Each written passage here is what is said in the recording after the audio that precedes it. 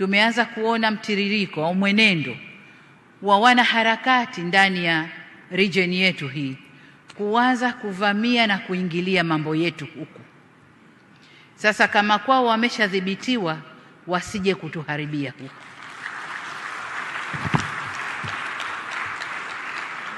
Tusitoe nafasi.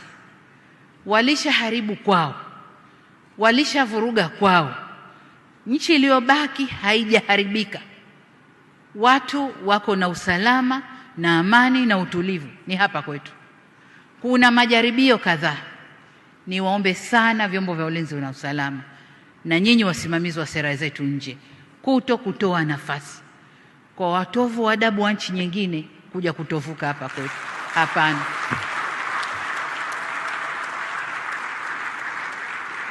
Nimeona klipu kadhaa za kunisema niko bias na nini.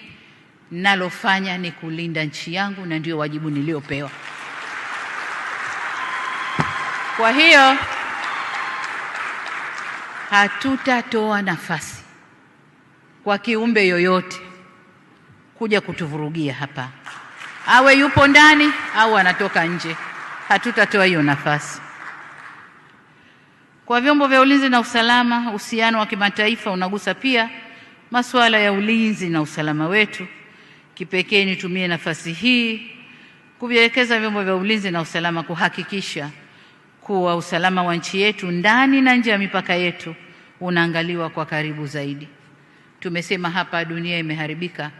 Kuna maneno wanasema makosa, uhalifu wa kuvuka mipaka.